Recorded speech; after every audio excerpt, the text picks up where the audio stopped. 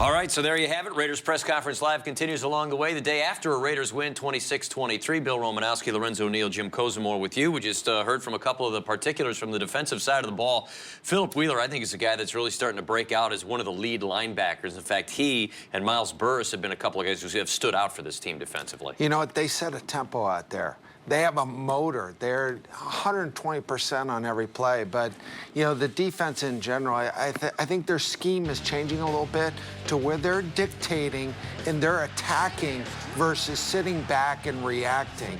And that, to me, is a different mindset that they put in, because I don't think they have the talent on defense to sit back and react to what offenses are doing to them. What were they doing differently? Were they bringing guys low? What were they doing differently that really changed things in the second half? You take a look at these plays right there. They're coming after them with 4 guys and 5 guys. What they're doing, the first half, take away 13 points. The offense and special teams gave Jacksonville 13 points. So they only scored 10 points if you really look at it. That's really good defense, but they're winning the one-on-one matchups. When you play in the National Football League, someone's got to win the one-on-one matchups. And when you bring 5 guys, it's a man for a man, and someone's got to win. And that's what they did yesterday. Guys were winning their one-on-one matchups, and that's not having a great secondary like we don't have.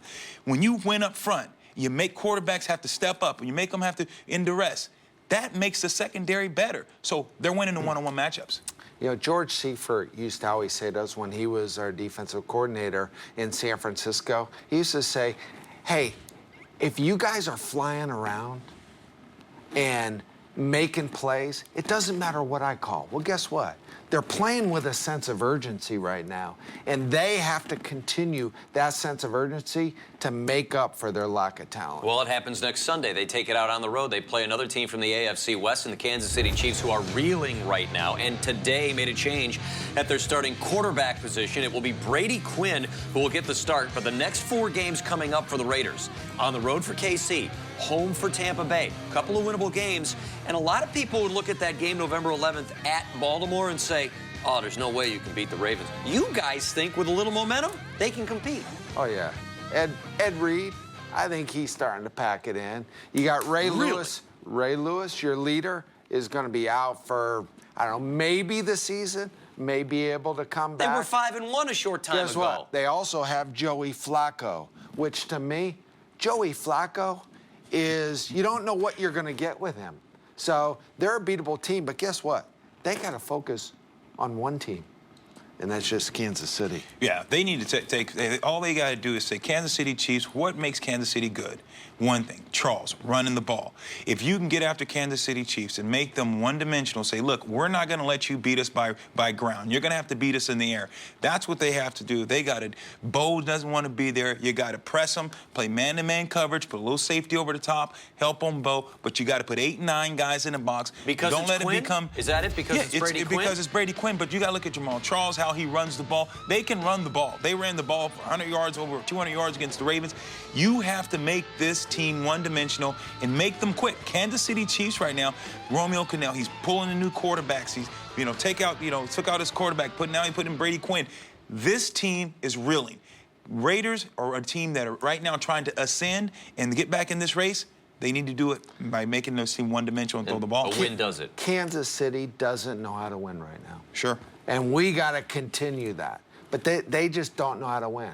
And it started with turnovers, but guess what? Once you catch that bug, and that bug infects that locker room and starts traveling around all the different lockers and all the different people in there, guess what? Breeds losing? Absolutely. They're sick. And I'm happy about it. Now's the time. If you're going to play a Chiefs team, now's the time to do it. I know it's a game in your division, a big rivalry. They've got the losing bug. Press Conference Live presented by Kinder's Mimics America right now. The Raiders, they've played themselves 6 games, 2 wins, 4 defeats. The great debate over what direction the Raiders should go comes down to 2 gentlemen. Bill Romanowski, 16 years in the NFL. Lorenzo Neal, 16 years in the NFL. They both have the experience for the job. That's right. We'll begin with this. Romo, we'll open with you as our resident Secretary of Defense. Yes. What is the biggest concern? How do you fix the Raiders' defense? The way they've fixed it the last 2 weeks, and that's bring pressure. Okay, that's what the Raiders have to do. They don't have the corners that can sit back and just lock down on a receiver.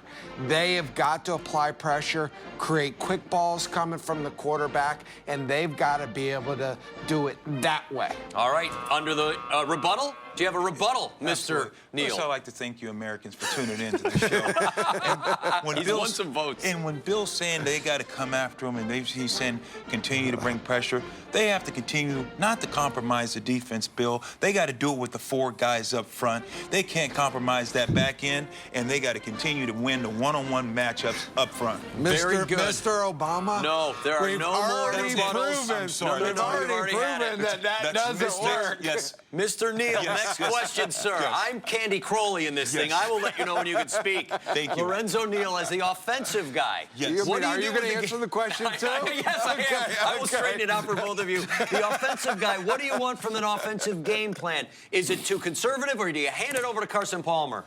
No, you got to establish. That's a great question. You have to establish the running game. They got to continue to do gap blocking, get rid of this, all the slant, all the trickery. We got to go downhill, let the guys in the 3 techniques block down, give McFadden creases to run north and south, not east and west.